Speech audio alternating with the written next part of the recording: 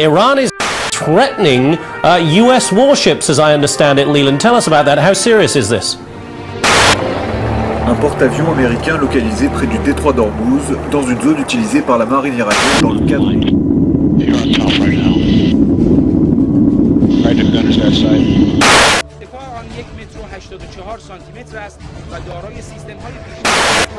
جدیدترین تجهیزات نیروی دریایی ارتش در رزمایش ولایت نبرد. از رزمایش بزرگ دریایی ولایت نبرد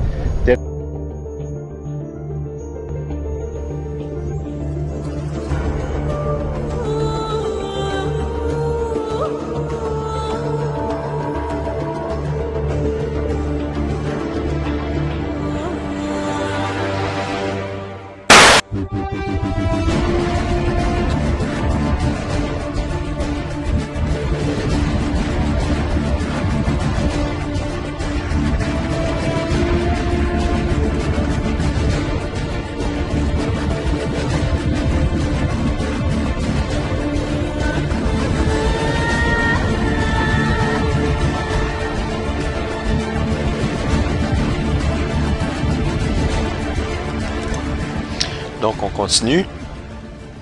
Alors après avoir parlé de l'Europe, il y a contrôler l'huile et vous contrôlerez les nations, contrôler la nourriture et vous allez contrôler les gens, évidemment. Tu sais. Kissinger il a ajouté dans sa entrevue, si vous êtes une personne ordinaire, vous devez vous préparer pour la guerre. Il dit pas pour peut-être une guerre, non, pour la guerre qui vient. Cet homme-là sait qu'il y a une guerre qui vient. En vous déplaçant dans la campagne, en achetant par exemple une ferme, et vous devez amener de l'armement avec vous, parce qu'il y a des gens qui vont mourir de faim et qui vont vraiment essayer de vous prendre cette nourriture-là, vous devez la défendre.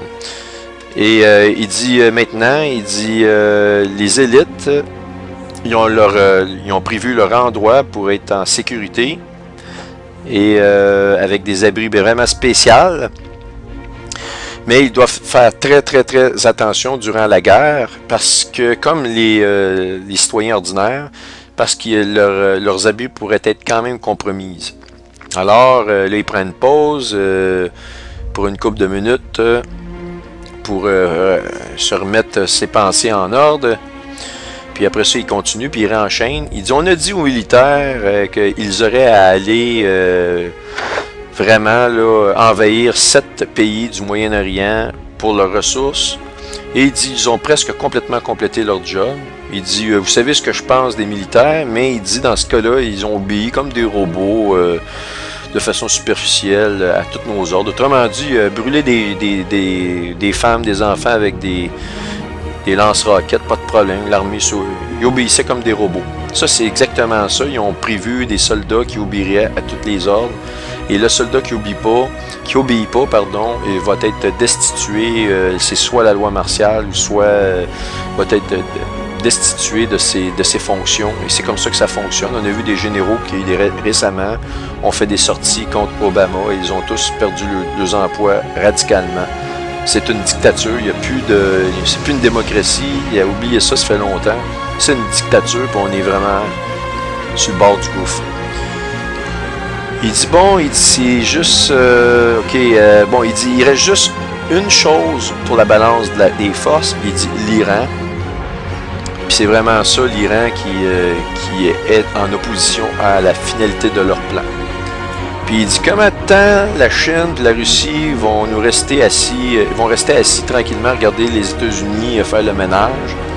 Il dit, le grand ours russe et la Chine, ils vont sortir de rage de leur maison, si vous voulez, puis avec rage, lorsqu'ils vont voir Israël, qui vont entrer en guerre avec toute leur puissance et leurs armes pour tuer le plus d'Arabes possible.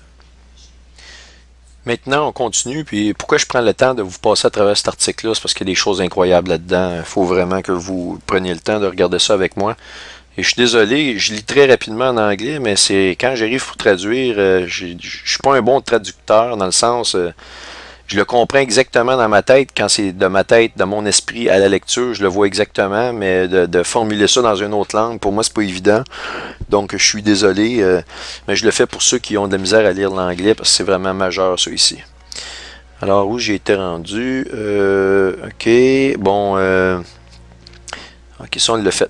Il dit, heureusement, après avoir dit que la Chine, lorsque Israël va commencer à massacrer les Arabes, tuer des Arabes dans une guerre, c'est là que la Russie et la Chine vont vraiment se fâcher puis rentrer en ligne de compte.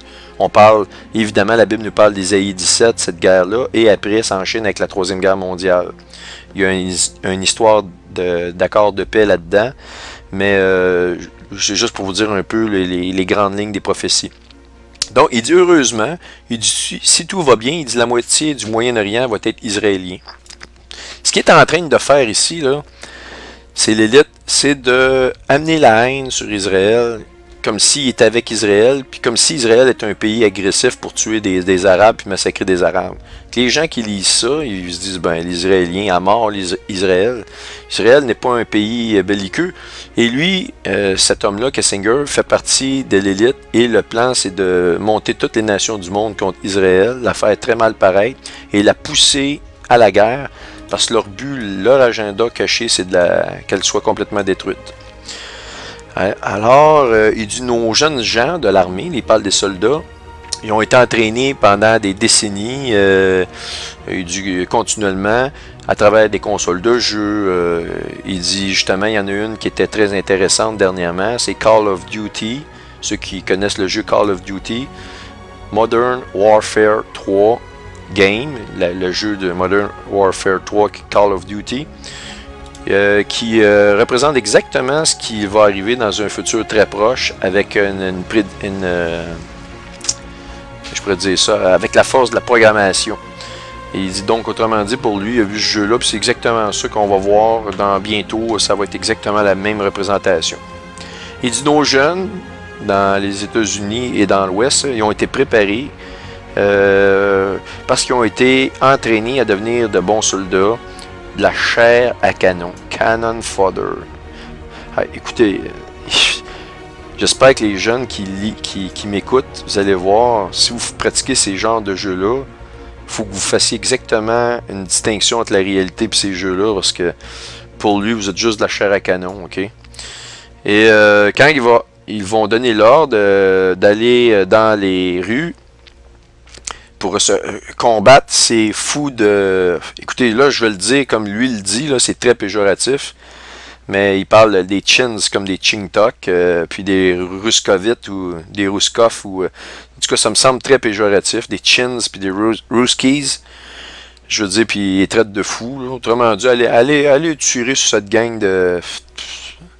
Bon, je ne veux pas trop répéter ce qu'il dit, mais vous comprenez ici. Alors, ces soldats-là vont obéir les ordres, exactement comme il disait tout à l'heure, comme des robots. Ils vont faire n'importe quoi, tire-leur dans la tête, ils vont dire « Yes, sir, sir », puis ils vont y aller.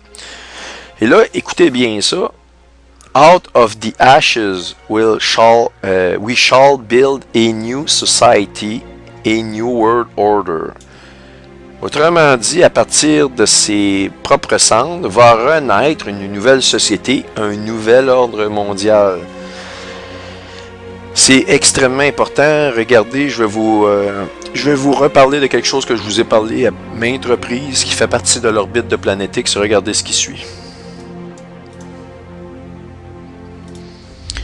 Le scorpion, l'aigle et le phénix. C'est parce que cette fameuse constellation-là, du scorpion, duquel nous provient le destructeur, eh bien, elle a une triple personnalité. En fait, c'est toujours une double personnalité, mais selon la Bible, on parle de l'aigle. L'aigle qui est un animal qui est sain et qui est très bien vu dans la Bible. On voit l'aigle à quelques reprises dans la Bible. Et le phénix, quelle est la caractéristique du phénix? La plupart de vous le savent. C'est un oiseau de la mythologie qui meurt en brûlant et renaît de ses cendres. Donc, il s'agit d'un oiseau immortel qui renaît de ses cendres. Et donc, c'est du scorpion que nous vient le destructeur. Et c'est le destructeur qui va donner le pouvoir à Satan de prendre le contrôle de ce monde Et vous pensez-vous que ce gars-là, quand il parle qu'il va avoir, je le tue ici, nouvel ordre mondial, voilà. Out of the ashes we shall build a new society, a new world order. Un nouvel ordre mondial de ses cendres. Donc, il sait qu'il y a des choses qui vont être détruites pour faire naître une nouvelle société. Évidemment que l'élite va contrôler, on sait bien ça, nous autres, on va être de la chair à canon, il le dit. Pensez-vous que ces gens-là vont changer? Là, ceux qui pensent les peace and love, là, puis le Seigneur, c'est pas important, avec la religion, le New Age, on va se transcender dans des vibrations, là, vous savez, là, et l'homme va finir, après toute cette douleur-là, s'embrasser, l'homme va coucher avec l'homme, et bien, vous êtes complètement dans l'erreur, c'est pas du tout ça. Vous êtes de la chair à canon avant, puis après, c'est justement, ils vont être encore plus forts, vous êtes encore plus de la chair à canon après. Il va seulement y avoir une grande super puissance qui va demeurer. Et that one will be the global government that wins. Ça va être le gouvernement mondial qui va subsister dans une super puissance. C'est tout ce qui va rester. Ceux qui ont regardé The Hunger Games, les derniers films, ceux qui ont lu ça, ça vous donne un portrait de ce qui s'en vient comme le gouvernement mondial et les gens vont être mis dans des secteurs. La Bible nous parle de 12 biorégions. Je pense que dans ce livre-là, il y en a 12, mais je n'ai pas vraiment vu cette série-là, vraiment. Je n'ai juste entendu parler. Mais c'est exactement le portrait qu'on est en train de préparer de ce qui s'en vient dans la réalité. Et il dit, n'oubliez pas que des United States, ouais, les Américains, ils ont les meilleures armes et ils ont des choses que les autres nations n'ont pas.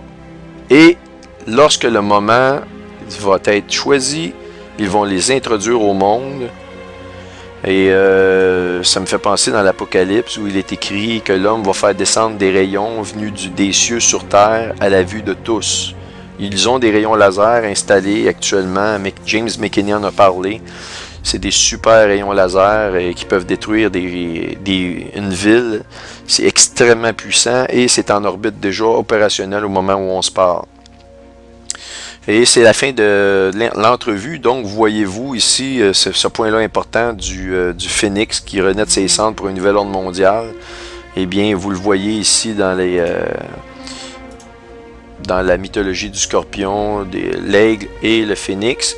L'aigle étant du côté de la Bible, donc ça fait vraiment ressortir qu'il va y avoir un combat entre le Seigneur, l'aigle et le phénix, qui est l'élite, qui est sous le contrôle de Satan, pour faire renaître un nouvel ordre mondial. C'est toujours la même guerre, mais il faut comprendre que c'est toujours une guerre sur Jésus, tout le temps.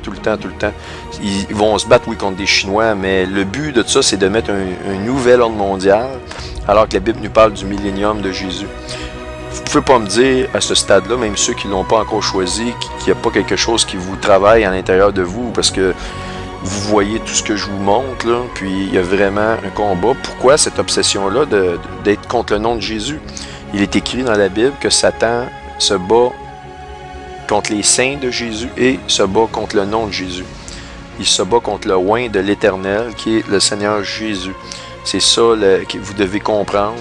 C'est pour ça, toutes ces choses-là, l'aigle, le phénix, le scorpion, que le scorpion, pourquoi que le scorpion, il y a juste 12 constellations sur l'écliptique, pourquoi qu'on nous a parlé tout à coup récemment d'une 13e constellation?